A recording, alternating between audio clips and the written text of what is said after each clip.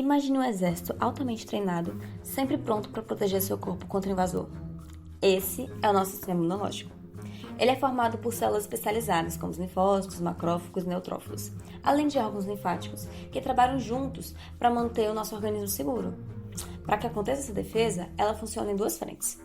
A imunidade inata, que é algo que já nasce conosco, agindo como um escudo inicial contra qualquer invasor, e a imunidade adquirida, que entra depois em ação com o primeiro contato do invasor, criando assim uma resposta mais específica e duradoura.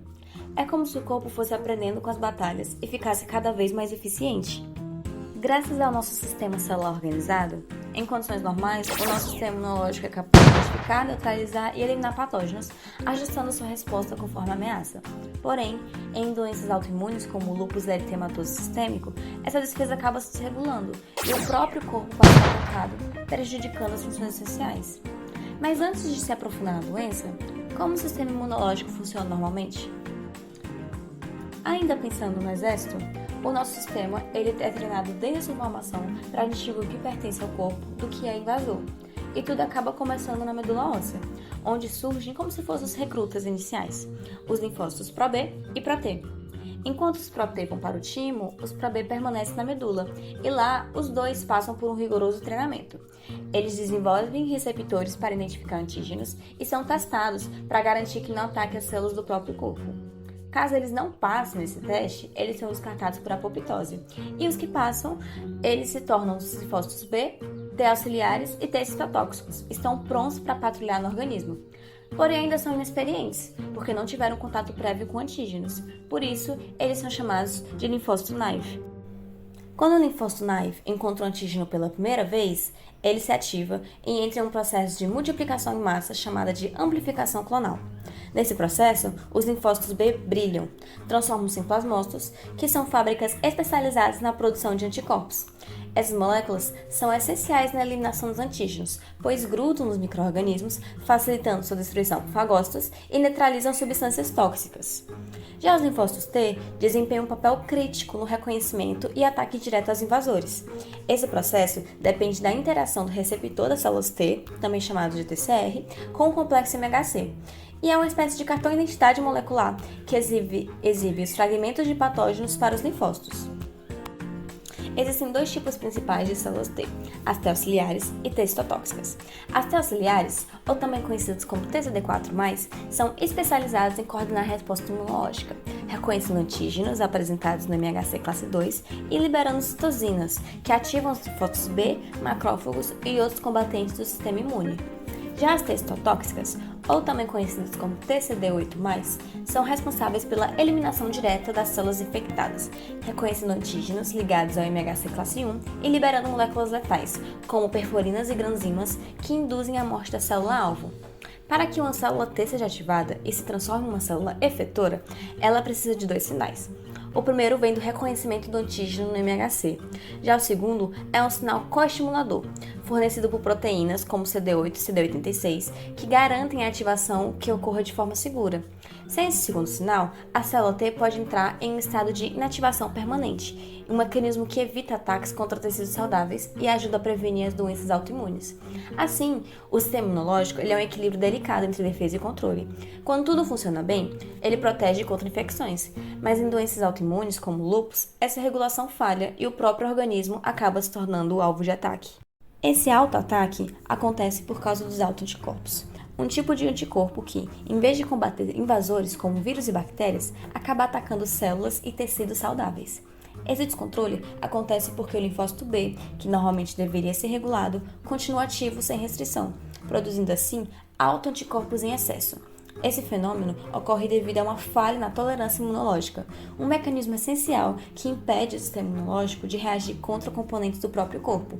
Quando essa tolerância é comprometida, o sistema imune perde sua capacidade de distinguir o que é inimigo do que faz parte do corpo, resultando assim em uma inflamação crônica e a danos em vários órgãos. Outro ponto importante, tanto para o sistema imune como para o lúpus, é o sistema complemento. Ele é um dos pilares da imunidade inata, composto por cerca de 20 proteínas plasmáticas, produzidas principalmente pelo fígado. Essas proteínas atuam em um verdadeiro efeito dominó. Quando ativadas, desencadeiam uma sequência de reações que ajudam o corpo a combater infecções e eliminando células danificadas. Muitas dessas proteínas são identificadas pelas letras C, seguidas de um número, como C1Q, C1R, C1S, C4 e C2. Um dos processos chaves do sistema complemento é a opsonização, que reage com um marcador molecular, uma espécie de etiqueta que facilita a identificação e destruição de patógenos pelas células de defesa. No lúpus eritematoso sistêmico, há uma deficiência hereditária em alguma dessas proteínas do complemento, tornando o sistema menos eficiente na remoção de complexos imunes, estruturas formadas quando anticorpos se ligam a antígenos para neutralizá-los. Quando esses complexos não são eliminados corretamente, acabam se acumulando na circulação e se depositando em órgãos como rins, peles e articulações. Esse acúmulo desencadeia uma inflamação permanente e agressiva, que pode causar sintomas como dores articulares, lesões cutâneas e nefrite lúpica, que são inflamações no rins. Por fim, LES é uma tempestade imunológica, onde as defesas do corpo que deveriam protegê-los acabam se tornando sua maior ameaça. Mas o que é o lúpus? É uma doença autoimune crônica, ou seja, o sistema imunológico do corpo ataca injustamente os tecidos saudáveis, o que leva a uma inflamação e danos em vários órgãos e sistemas, como pele, articulação, rins, coração e pulmões. O tipo mais comum é o lúpus eritematoso sistêmico, mais conhecido pela sigla LES, uma doença multissistêmica, complexa e heterogênea, com potencial significativo de morbidade e mortalidade. No LES, o sistema imunológico perde a capacidade de distinguir entre agentes invasores e os próprios tecidos do corpo, resultando em uma inflamação persistente e em danos progressivos. Alguns fatores, como por exemplo fatores genéticos, hormonais e ambientais, são incluídos como as causas do lúpus eritematoso sistêmico. Isso se dá ao fato como, por exemplo, dentro do fator genético pode ser citado a predisposição familiar, que pode influenciar no desenvolvimento dessa doença.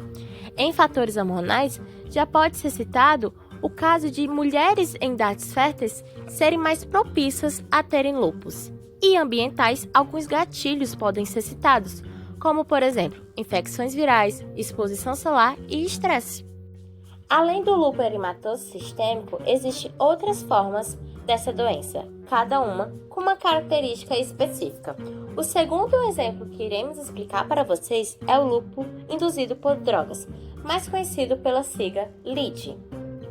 Apesar do lúpus induzido por drogas se manifestar com sintomas semelhantes do eritematoso sistêmico, o LID ele só ocorre ao uso de determinados medicamentos e que geralmente regride após a suspensão da droga responsável. Embora que seja descrito há mais de 60 anos, o mecanismo exato do LID ainda não é completamente compreendido, mas há algumas hipóteses que são aceitas. Dentre elas, pode ser citada 3 mecanismos que podem contribuir para o desenvolvimento de doenças autoimunes. Primeiramente, a interferência na metilação do DNA, o que irá ativar as células T. 2. Oxidação de compostos por monócitos, ativando células apresentadoras de antígenos. E, por último, alteração na tolerância imunológica, levando à autoimunidade. Compreender esses mecanismos podem ajudar a desenvolver tratamentos mais específicos e eficazes para as doenças autoimunes. A terceira categoria do lúpus que iremos explicar para vocês é o lúpus eritematoso neonatal, que é uma doença autoimune adquirida, já que ele é causado pela transferência de anticorpos maternos IgG para o bebê através da placenta. Esses anticorpos, eles atuam contra proteínas ribonucleares, o que pode gerar sintomas tanto transitórios ou permanentes. Lúpus eritematoso cutâneo. O lúpus cutâneo é uma forma de doença que afeta principalmente a pele, podendo ocorrer de maneira isolada ou estando associada ao LES. Lesões cutâneas podem ser classificadas em 4 formas principais, sendo elas a aguda, a subaguda, a discoide ou a túmido. Do ponto de vista histopatológico, são essas as principais alterações. Na epiderme, nós temos a hiperkeratose, que causa o espessamento da camada córnea devido ao aumento da queratina, a atrofia epidérmica, que resulta no afinamento da epiderme, a dermatite de interface vacuolar, causando danos às células basais, gerando assim vácuos no citoplasma. Também ocorre o espessamento da membrana basal, causando assim uma incontinência pigmentar, ou seja, a perda de melanina fagocitada por macrófagos na derme. Na derme, por sua vez, ocorre uma infiltração inflamatória de células mononucleares, causando assim uma inflamação crônica na região.